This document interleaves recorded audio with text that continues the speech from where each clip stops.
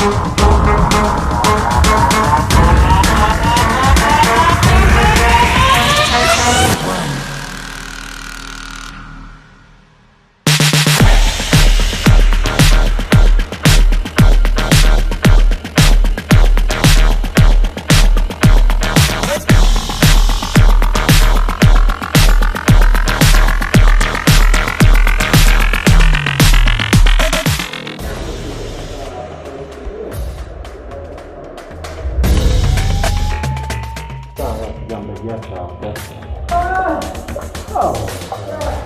Ma sto per la cervicale, vero? No, io so che per la cervicale fa bene questo, è un esercizio migliore.